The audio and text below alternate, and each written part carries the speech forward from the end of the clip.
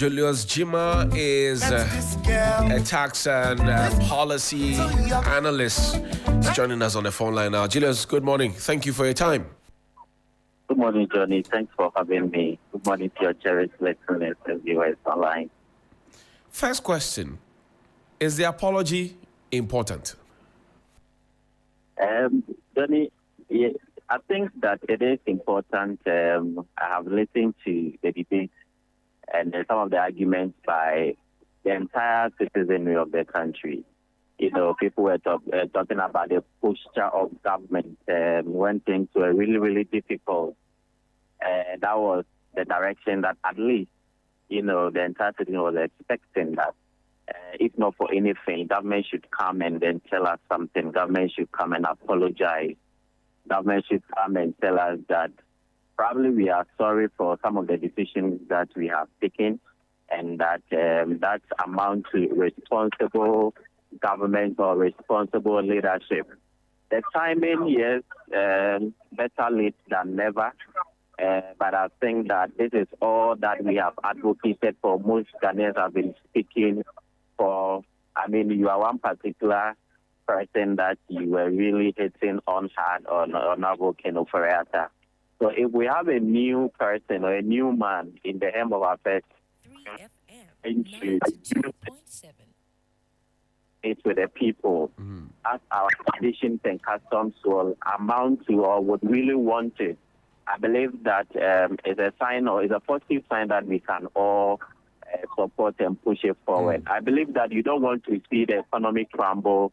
You don't want to see further increases in petroleum prices. You are one person that you've been advocating for the ordinary, the poor and vulnerable in society. And then you are also passionate about government getting things right. So to situate it in proper perspective, as a leader, and then yesterday when he made his speech, trying to appeal to Ghanaians that we are sorry, and that the undue hardship that has really bestowed on the poor and vulnerable in society, we take responsibilities for. And I believe that going forward, we'll do things right. Danny, I think that this is the icing on the cake, and to really support the current finance minister, we can accept this particular apology coming from him. Well, the new finance minister seems to have a certain conciliatory approach, gives the impression that I don't know it all, I'm happy to take on ideas, etc. But then in trying to get ourselves out of the woods, even though we had been told in the past that we have turned the corner, etc., it doesn't look like we have turned the corner completely as we were made to believe. But in trying to get ourselves out of the woods, is it just the responsibility of the citizenry? Because now it is the citizenry that is bearing the brunt. Government has refused to cut down on its obolo size. Government is not really doing all the things that even the external debt, folks ask government to do. So is it just the citizenry who have to bear the brunt, or government has to also bite the bullet and show beyond this apology that they are also committed to getting us out of the woods? Absolutely, Johnny, your latter stand. The issue here is that you have to move beyond the rhetoric. You have to really demonstrate to Ghanaians that it is not only about the mere talk. In terms of downsizing government, and then I treat the mid-year review budget, and I realized that this current finance minister have come to downsize the expenditure because the amount was 226 billion, and then he brought it down to 219 billion. It all will transform to some savings for the ordinary Ghanaian, because if the original had stand, it means that the cost of doing government business will still be the burden for the ordinary Ghanaian. And like you are saying, with regards to the cost of living, how people are really purchasing goods and services in the country, would want to see a further reduction. But just as we all know, the economy is a process. It's not a miracle. It is what you put in, what you are going to get it out back. You don't put in anything, you don't expect anything in return. And you cannot manage the economy with propaganda. You can't manage the economy with just a talk, you have to really put something down. Yes, I'm glad that the current finance minister has been able to complete the external debt restructuring for Ghanaians. Now our way is clear. Unlike before, what would have been if the proposals that were taken to our external debtors, being it the bilateral and the multilateral, would have meant that they are not going to accept any proposal from government, or they are not going to take about 37 to 40% haircut from government. That would have been a disaster. But thankfully, they've been able to accept the proposals, and to some extent, even giving us a debt relief, and then just prolong the repayment. That is where it's an issue, but we'll have to pay back. But for now, government is, or what the current finance minister has done is that he is going to ease the economy out of the debt, out of the pressure, out of the servicing of our debt. And now he must take that advantage, that positive reaction that he has gotten from our external debtors, meaning that you are going to get investor confidence back. What the OCC, the Official Creditor Committee, have done for our country is to restore the confidence that we needed at this particular material time. So, yes, the finance minister is showing the way. He's talking about it. He's telling Ghanaians that we are sorry, we would want you to understand what really happened. But he has taken the steps in making sure that he moves beyond the talk that he's talking. And I believe that he needs to be encouraged, because we are in our dying moment. And if we don't situate and do things right for this time around, because when it comes to a new change, we want to see that it translates in our policies, it translates in the way we do business, government business, it translates to quality leadership, service for that matter. And that is what Ghanaians are looking out for. And it must start from the finance ministry, because they are the holders of the public purse, and they are managing, all the pillars of the economy. If they don't do and get things right at the finance ministry, we wouldn't see the equal reaction in our agriculture, in our road infrastructure, in our education, in our healthcare, in our trade. So that is why all eyes are on the finance minister. The ball is on the finance minister. And the way he has started, if we support him in this manner, we expect that he'll be able to walk the talk. But we have seen some signs, and that is what we needed when it comes to the financial space, when it comes to even the tax space, to build their confidence back, to know and appreciate that when you do something wrong, you yourself, you appreciate and you admonish that you didn't do it right. You are going to listen to Ghanaians, you are going to listen to civil society, you are going to listen to the media. You are going to make sure that you increase the media freedom. You don't antagonize any media trying to put you on check, trying to criticize you constructively. These are the things that we would need in practicing of our economy and making sure that we make sure the finance minister delivers for us. I'm concerned, really concerned that the finance minister will do well and deliver, so that it wouldn't be the usual mantra that as for Ghana, we can't do things right when it comes to the management of the economy. Globally, people have really suffered. Countries have suffered. Prime ministers have suffered. Presidents have suffered. Equally, finance ministers across the world have really suffered.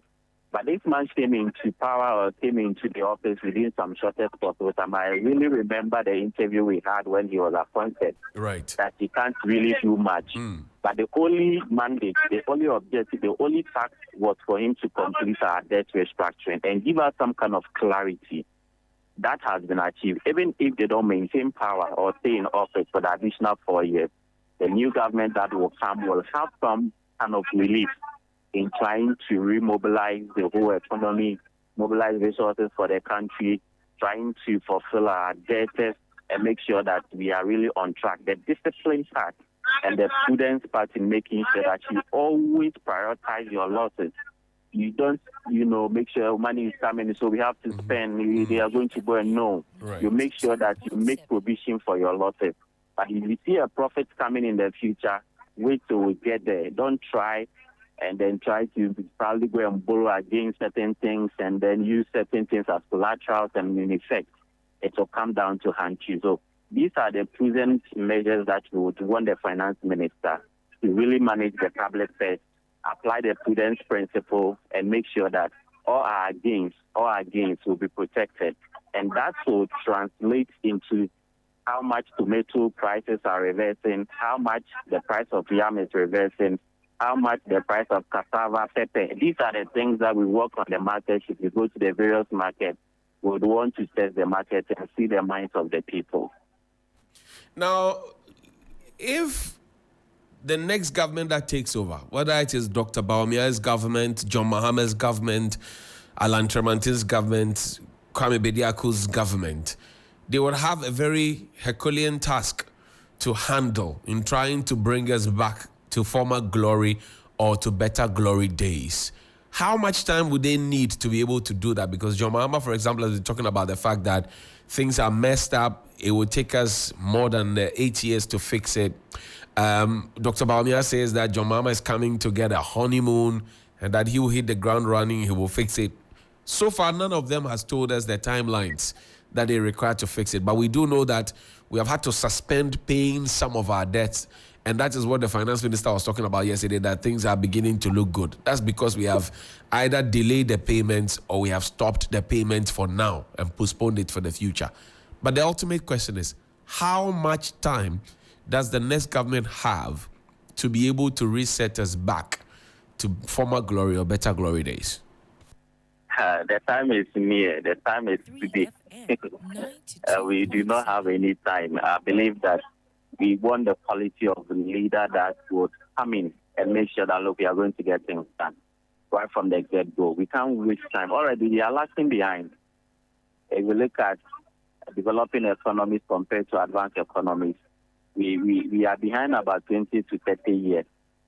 We look at all the models from the United Nations, OECD, which is the Organization for Economic Cooperation and Development, all the things that they are talking about. I mean, we are even struggling to collect our property taxes.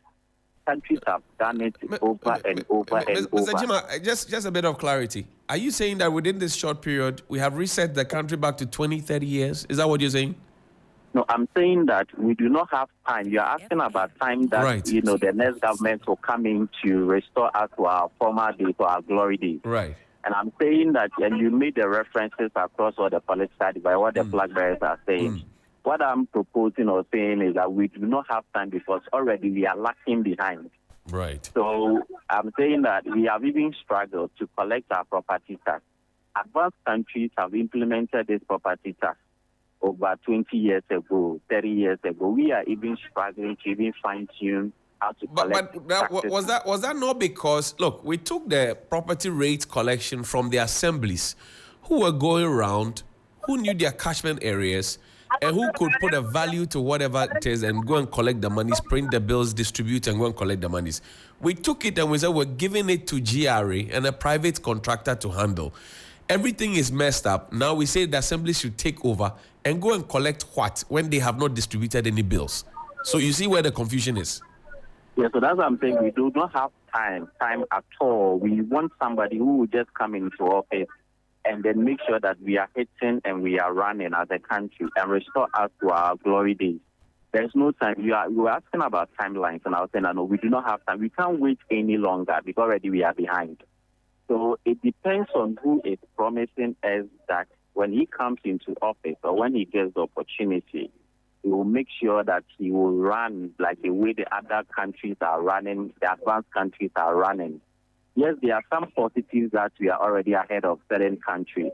But looking at our peculiar situation, our developing country, we have to make sure that if people are running 100 meters, we should probably be running maybe 50 kilometers per hour instead of the 100 meters. So we start things and we make sure, and that will come from the quality of expertise, the kind of people that we are going to vote for, the kind of people that will be appointed into respective ministries, the kind of people that we are going to put them in our municipals and then district assemblies as chief executives, the people that will put in our state-owned enterprises, like how quality and qualified and experienced they are, because that will translate into the entire government vision. If we just do the usual business, the party people, the cronies, they supported in my campaign, so I have to give them positions so that they can be able to take care of some of the expenses that they spent on my campaign.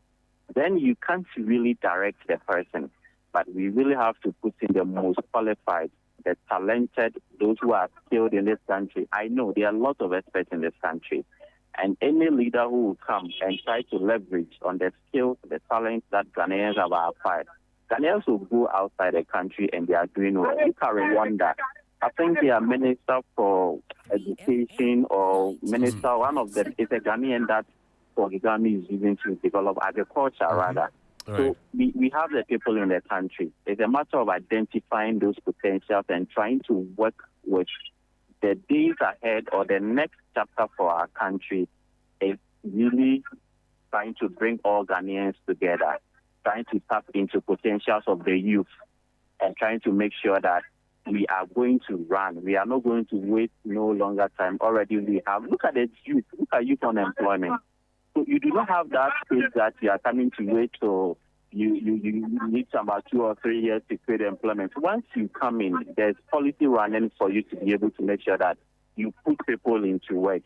And that's when, in answering the timeline frame, it means that there's no time again. We've already spent all our lifeline. I hear you. Well, Mr. Julius Gyimah is Executive Director, Center for Public Policy and Economic Analysis. We're grateful that you could join us this morning. Thank you so much indeed. Thank you for having me. Thank you so much. Great. That's Prince David Osei, and on Twitter, Prince David Osei.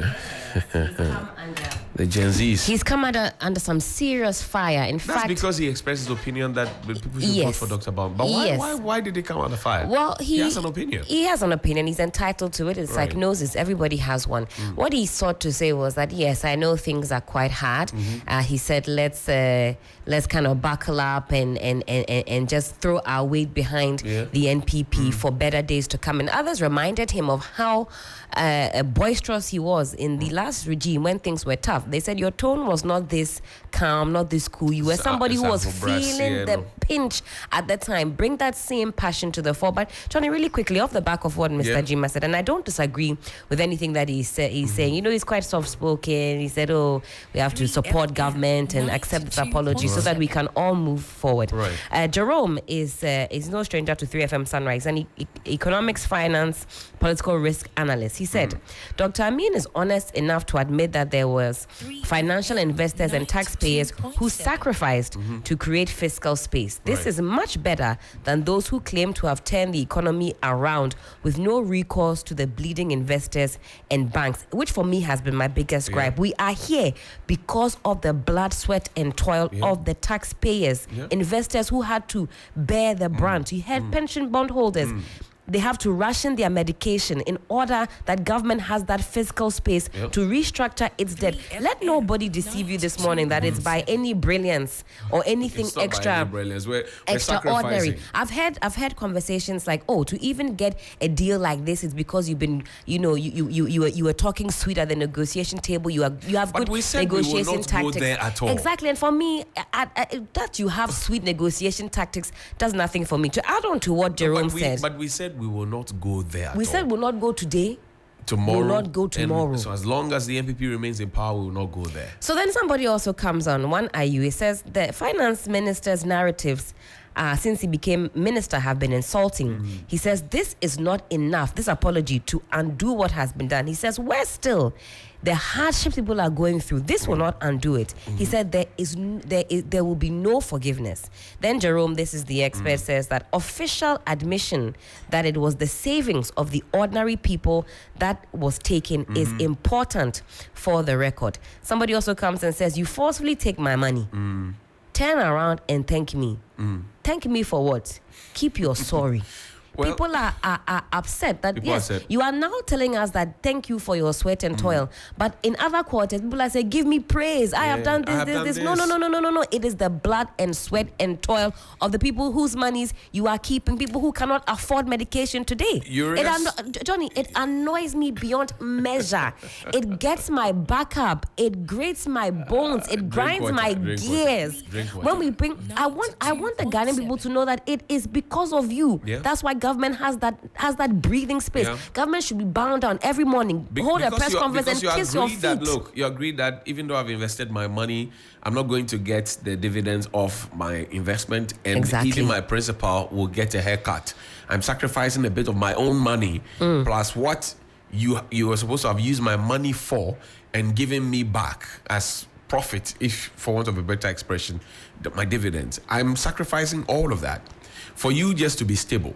But I was not part of the mess in creating the mess that I have had to sacrifice. When you were on the jets, the ones that the sheikhs use, the most expensive, luxurious options, I wasn't there with you. The long convoys, I wasn't there. Adwoasa for 124,000, according to Kennedy Japan, bringing private jets. You even reminded me of my member of parliament, Adwoasa for. Korte, Kennedy Japan, and Adwoasa for. You remember that? Yes. They took a private jet to bring them. We were not part of it. She didn't come to work. She got paid. If I don't work, I don't eat. If I don't work, I don't eat. But officials can decide to go and do all manner of courses. Galavant here, Galavant there. You know what's interesting? So, Adwoasa will get her ex gratia anyway. She will share it with the people of Domkwame. No. She will get the ex gratia, even for staying away from, because she wasn't sacked. No. Right? She will get the ex gratia anyway. Can you be off work 11 months, 12 months and still eat? Somebody will employ you at 3 FM and do slangs. Can you? And then you say that, the president knows why I'm not here. So those of you asking for why I'm absent, don't worry. The president has my details. He has the filler. He has the intel. So don't worry about that. I mean, it's annoying. It is irritating. Listen, these people are here to serve you. You and I. But does official don't recognize that they are here to serve? Do they realize that, or they think that, well, we are here to lord it over the people? I think that we need to get the folks out there to understand that, look, the fact that somebody is called honorable doesn't make them superior to you. Exactly. They are honorable because you have decided that they will be in that position. But where it comes to the point where somebody is honorable and they do the most dishonorable things and it's okay, it's for me, it's a problem. It's infuriating. It's a problem. It's a big problem. Well, let's see how it goes. I wanted to play something. Is that Adwoasa for? You want to remind us? Yeah. He had that interview with Bless Soga. Let's listen to a bit of it. That wasn't the narrative, even from the likes of Kennedy Japan, who we understand is very close to you. These are persons who went out publicly to state that it appears you were intentionally refusing to show up in Parliament. In fact, they go on to give some chilling accounts of how, for instance, the Chief of Staff came to your office or your house just to personally plead with you to support your party. Why did you give up on the NPP? I haven't given up on my party. I am still very loyal and committed to the party and to His Excellency the President. And I have had a record of the 2012 election petition from Dome Fabinger. That is what landed all of us in power today. And I will be the last person to put that fight, that courage, and that record that I fought for into disrepute at this time. So I'm not going to respond to third parties, what they think and what their opinions are. Yeah. Helena Piampofu. Can you slang? You lived outside, eh? Oh, I did. Yeah. Can you even slang like that? Well, she's from Americano. This is, my one is It's UK. UK. It's from the UK. It's not from America. So there's a difference, eh? Oh, there's a difference. But all slangs be slangs. But 11 months out of post, I mean, Adwoasa for Honorable was collecting her monies. She was the gender minister. Boys were being sodomized. Coopy, 19 of them. We were calling on her. She never availed herself. Who were you there? Who are you? But also, just very lastly, because Julius Gyimah talked about investor confidence, he's convinced that this apology will do something to restore that confidence. But dare I say that we're seeing a dwindling. If you listen to any of the experts in that space, we're seeing a dwindling of investor confidence. And in fact, that knock-on effect is what you and I are feeling. So this debt restructuring has done a lot of harm to the economy, the after effects, the domino effects of which we are still feeling. Because if, in fact, if you're a foreign investor and you peruse what is going on the ground, is it going to be attractive for you to come and bring your money here? Not so much. That investor confidence has gone down both locally and also foreign. Currency depreciation, this all feeds into it. Stock market decline, economic growth slowdown, it all ties into it. Everything ties into it. I vow not to insult. Can never blast the beer. I